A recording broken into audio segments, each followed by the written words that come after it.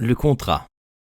3 jours après la scène que nous venons de raconter, c'est-à-dire vers les 5 heures de l'après-midi du jour fixé pour la signature du contrat de mademoiselle Eugénie Danglars et d'Andrea Cavalcanti, que le banquier s'était obstiné à maintenir Prince, comme une brise fraîche faisait frissonner toutes les feuilles du petit jardin situé en avant de la maison du comte de Monte Cristo, au moment où celui-ci se préparait à sortir, et tandis que ses chevaux l'attendaient en frappant du pied, maintenu par la main du cocher et assis déjà depuis un quart d'heure sur le siège, l'élégant phaéton avec lequel nous avons déjà plusieurs fois fait connaissance, et notamment pendant la soirée d'Auteuil, vint tourner rapidement l'angle de la porte d'entrée et lança plutôt qu'il ne déposa sur les degrés du perron M. Andrea Cavalcanti, aussi doré, aussi rayonnant que si lui, de son côté, eût été sur le point d'épouser une princesse. Il s'informa de la santé du comte, avec cette familiarité qui lui était habituelle, et, escaladant légèrement le premier étage, le rencontra lui-même, au haut de l'escalier. À la vue du jeune homme, le comte s'arrêta. Quant à Andrea Cavalcanti, il était lancé, et quand il était lancé, rien ne l'arrêtait. « Eh, bonjour, cher monsieur de Monte Cristo, dit-il au comte. « Ah, monsieur Andrea, fit celui-ci avec sa voix demi-railleuse. Comment vous portez-vous ? À merveille, comme vous voyez. Je viens causer avec vous de 1000 choses. Mais d'abord, sortiez-vous ou rentriez-vous ? Je sortais, monsieur. Alors, pour ne point vous retarder, je monterai, si vous le voulez bien, dans votre calèche, et Tom nous suivra, conduisant mon phaéton à la remorque. Non, dit avec un imperceptible sourire de mépris le comte, qui ne se souciait pas d'être en compagnie du jeune homme. Non, je préfère vous donner audience ici, cher monsieur Andrea. On cause mieux dans une chambre, et l'on n'a pas de cocher qui surprenne vos paroles au vol. Le comte rentra donc dans un petit salon, faisant partie du premier étage, s'assit, et fit, en croisant ses jambes l'une sur l'autre, signe au jeune homme de s'asseoir à son tour. Andrea prit son air le plus riant. « Vous savez, cher comte, dit-il, que la cérémonie a lieu ce soir. À 9 heures, on signe le contrat chez le beau-père. »« Ah, vraiment, dit Monte Cristo. »« Comment ? Est-ce une nouvelle que je vous apprends ? Et n'étiez-vous pas prévenu de cette solennité par M. Danglars ? » ?»« Si fait, dit le comte, j'ai reçu une lettre de lui hier, mais je ne crois pas que l'heure y fût indiquée. C'est possible. Le beau-père aura compté sur la notoriété publique. »« Eh bien, dit Monte Cristo, vous voilà heureux, monsieur Cavalcanti. C'est une alliance des plus sortables que vous contractez là. Et puis, mademoiselle Danglars est jolie. »« Mais oui, répondit Cavalcanti, avec un accent plein de modestie. Elle est surtout fort riche à ce que je crois, du moins, dit Monte Cristo. Fort riche, vous croyez ? Répéta le jeune homme. Sans doute. On dit que M. Danglars cache pour le moins la moitié de sa fortune. Et il avoue 15 ou 20 millions, dit Andrea, avec un regard étincelant de joie. Sans compter, ajouta Monte Cristo, qu'il est à la veille d'entrer dans un genre de spéculation, déjà un peu usé aux États-Unis et en Angleterre, mais tout à fait neuf en France. Oui, oui, je sais ce dont vous voulez parler. Le chemin de fer dont il vient d'obtenir l'adjudication, n'est-ce pas ? Justement, il gagnera au moins, c'est l'avis général, au moins 10 millions dans cette affaire. 10 millions, vous croyez ? C'est magnifique, dit Cavalcanti, qui se grisait à ce bruit métallique de paroles dorées. Sans compter, reprit Monte Cristo, que toute cette fortune vous reviendra, et que c'est justice, puisque mademoiselle Danglars est fille unique. D'ailleurs, votre fortune à vous, votre père me l'a dit au moins, est presque égale à celle de votre fiancé.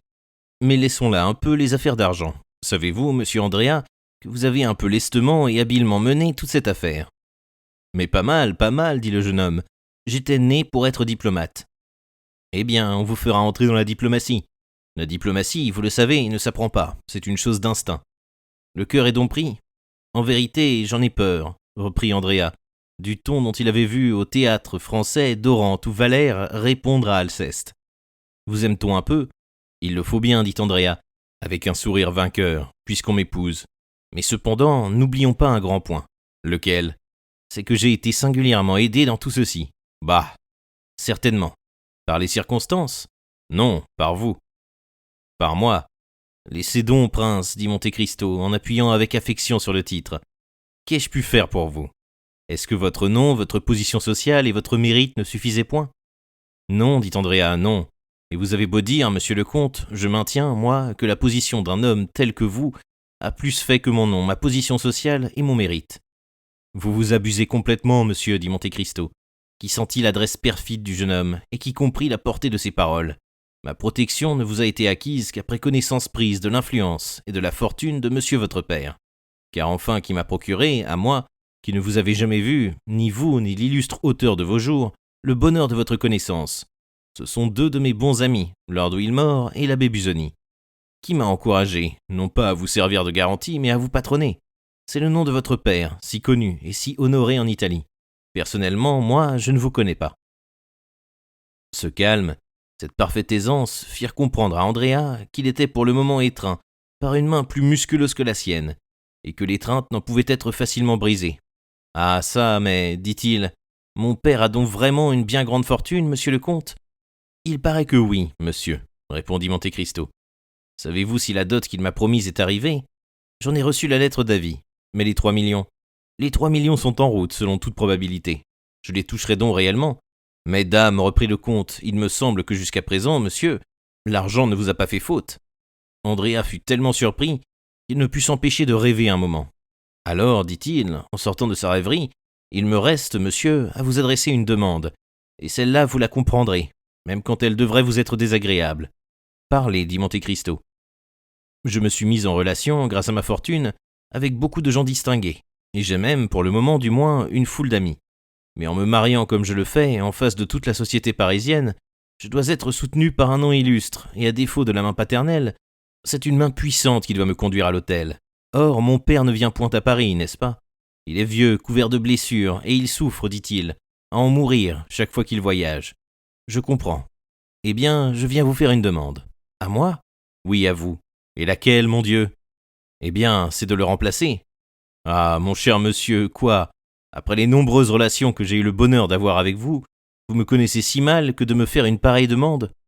Demandez-moi un demi-million à emprunter, et quoiqu'un pareil prêt soit assez rare, parole d'honneur, vous me serez moins gênant. Sachez donc, je croyais vous l'avoir déjà dit, que dans sa participation, morale surtout, aux choses de ce monde, jamais le comte de Monte Cristo n'a cessé d'apporter les scrupules, je dirais plus, les superstitions d'un homme de l'Orient. Moi qui ai un sérail au Caire, un à Smyrne et un à Constantinople, présider un mariage, jamais. Ainsi, vous me refusez. Net. Et fussiez-vous mon fils, fussiez-vous mon frère, je vous refuserais de même. Ah, par exemple, s'écria Andrea désappointé. Mais comment faire alors ? Vous avez 100 amis, vous l'avez dit vous-même. D'accord, mais c'est vous qui m'avez présenté chez monsieur Danglars. Point. Rétablissons les faits dans toute la vérité. C'est moi qui vous ai fait dîner avec lui à Auteuil, et c'est vous qui vous êtes présenté vous-même. Diable, c'est tout différent. Oui, mais mon mariage, vous avez aidé. Moi, en aucune chose. Je vous prie de le croire. Mais rappelez-vous donc ce que je vous ai répondu, quand vous êtes venu me prier de faire la demande. Oh, je ne fais jamais de mariage, moi, mon cher prince. C'est un principe arrêté chez moi. Andrea se mordit les lèvres. Mais enfin, dit-il, vous serez là au moins. Tout Paris y sera. Oh, certainement. Eh bien, j'y serai, comme tout Paris, dit le comte. Vous signerez au contrat. Oh, je n'y vois aucun inconvénient, et mes scrupules ne vont point jusque-là. Enfin, puisque vous ne voulez pas m'accorder davantage, je dois me contenter de ce que vous me donnez. Mais un dernier mot, comte. Commandons. Un conseil. Prenez garde, un conseil, c'est pire qu'un service. Oh, celui-ci, vous pouvez me le donner sans vous compromettre. Dites, la dot de ma femme est de 500 000 livres. C'est le chiffre que M. Danglars m'a annoncé à moi-même. Faut-il que je la reçoive ou que je la laisse aux mains du notaire ? Voici en général comment les choses se passent quand on veut qu'elles se passent galamment. Vos deux notaires prennent rendez-vous au contrat pour le lendemain ou le surlendemain.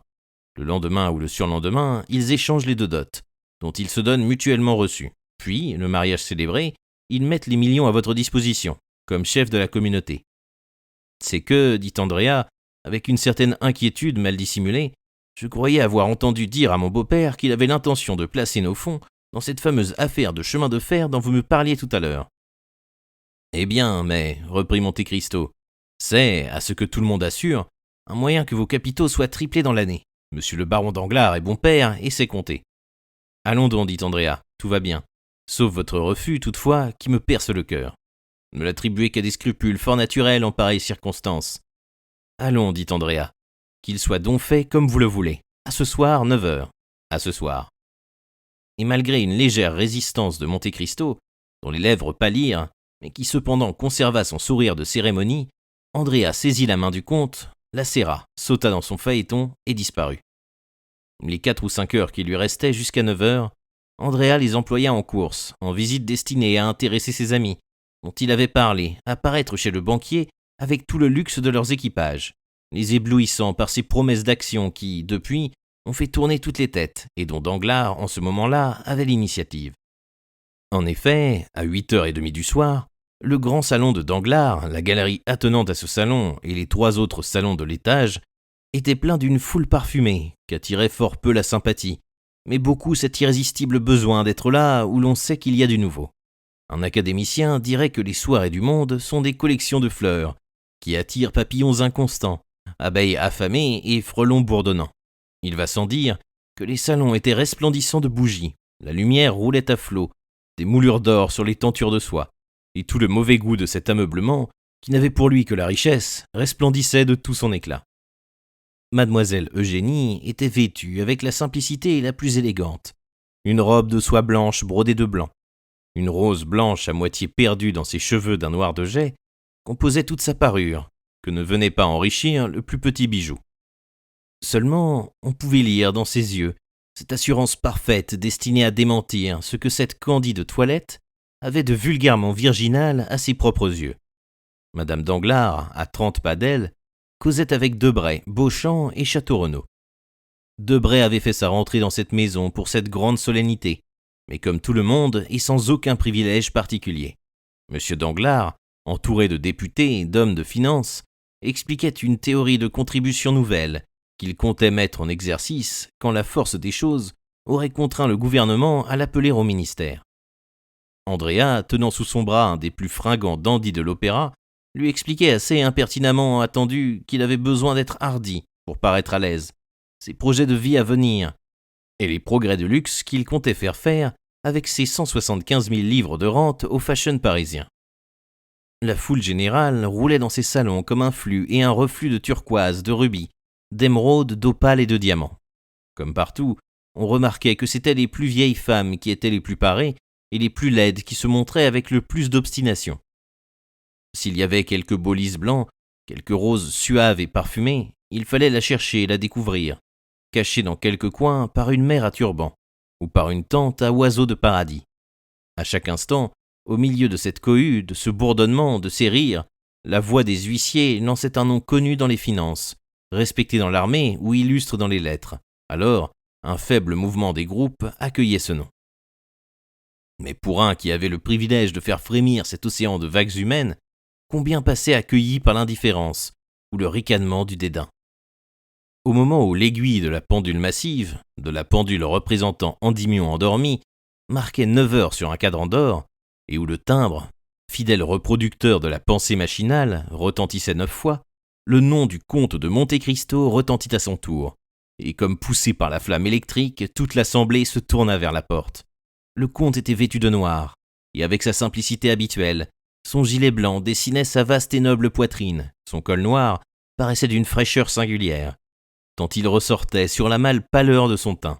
Pour tout bijou, il portait une chaîne de gilet si fine qu'à peine le mince filet d'or tranchait sur le piqué blanc. Il se fit à l'instant même un cercle autour de la porte. Le comte, d'un seul coup d'œil, aperçut Madame Danglars à un bout du salon, Monsieur Danglars à l'autre, et Mademoiselle Eugénie devant lui. Il s'approcha d'abord de la baronne, qui causait avec Madame de Villefort, qui était venue seule, Valentine étant toujours souffrante. Et sans dévier, tant le chemin se frayait devant lui, il passa de la baronne à Eugénie, qu'il complimenta en termes si rapides et si réservés que la fière artiste en fut frappée. Près d'elle était Mademoiselle Louise d'Armilly, qui remercia le comte des lettres de recommandation qu'il lui avait si gracieusement données pour l'Italie, et dont elle comptait, lui dit-elle, faire incessamment usage. En quittant ces dames, il se retourna et se trouva près de Danglars, qui s'était approché pour lui donner la main. Ses 3 devoirs sociaux accomplis, Monte Cristo s'arrêta, promenant autour de lui ce regard assuré, empreint de cette expression particulière aux gens d'un certain monde, et surtout d'une certaine portée, regard qui semble dire « J'ai fait ce que j'ai dû, maintenant que les autres fassent ce qu'ils me doivent ». Andrea, qui était dans un salon contigu, sentit cette espèce de frémissement que Monte Cristo avait imprimé à la foule, et il accourut saluer le comte. Et il le trouva complètement entouré. On se disputait ses paroles, comme il arrive toujours pour les gens qui parlent peu, et qui ne disent jamais un mot sans valeur. Les notaires firent leur entrée en ce moment et vinrent installer leurs pancartes griffonnées sur le velours brodé d'or qui couvrait la table préparée pour la signature, table en bois doré. Un des notaires s'assit, l'autre resta debout. On allait procéder à la lecture du contrat que la moitié de Paris, présente à cette solennité, devait signer.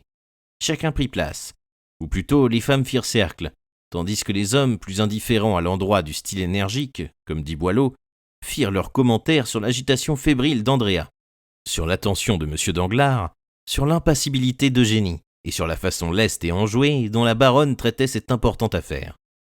Le contrat fut lu au milieu d'un profond silence, mais aussitôt la lecture achevée, la rumeur recommença dans les salons, double de ce qu'elle était auparavant.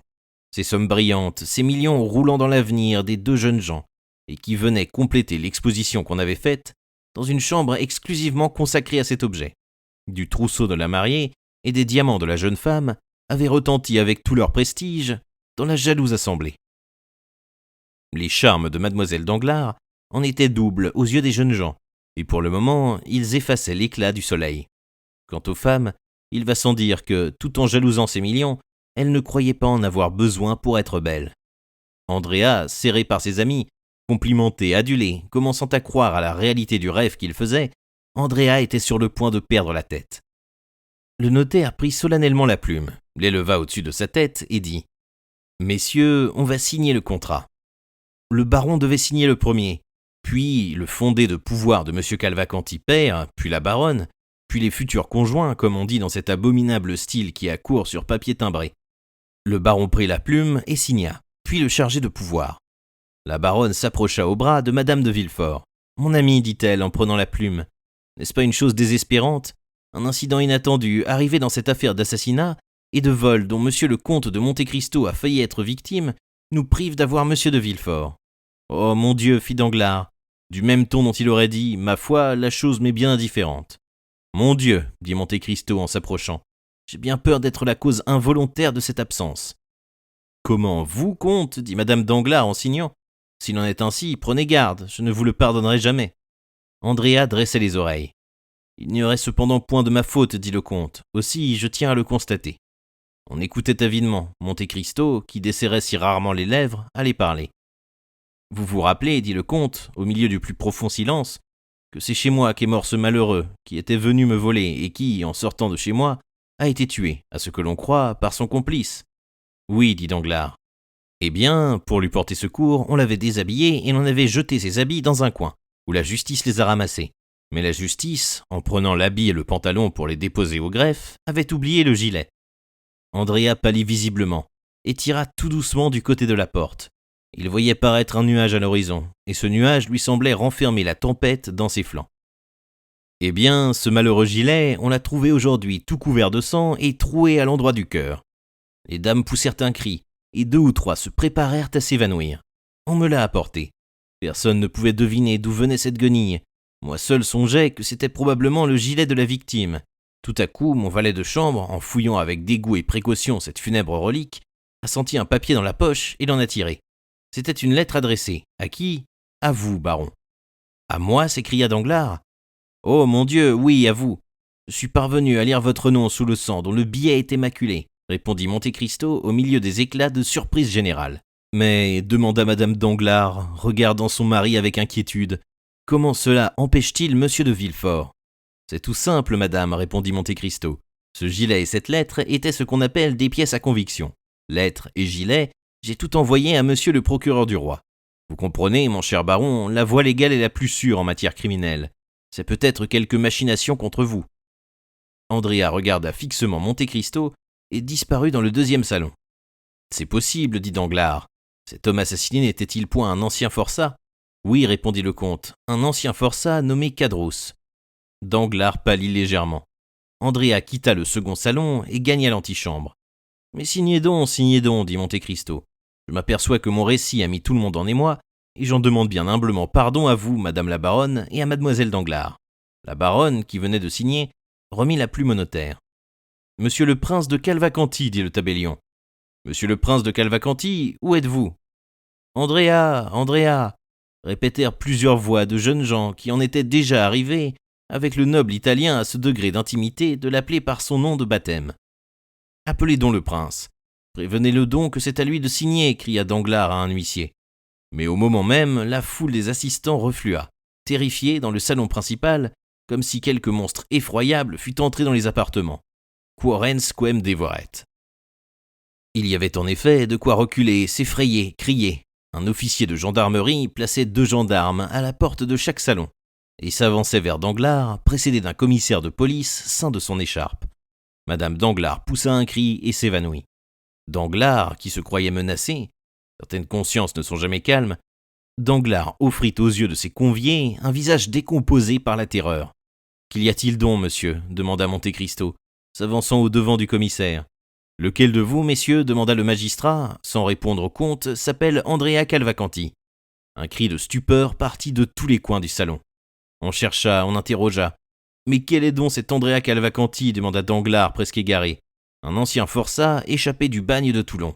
Et quel crime a-t-il commis ?»« Il est prévenu, dit le commissaire de sa voix impassible, d'avoir assassiné le nommé Caderousse, son ancien compagnon de chaîne, au moment où il sortait de chez le comte de Monte Cristo. » Monte Cristo jeta un regard rapide autour de lui. Andrea avait disparu.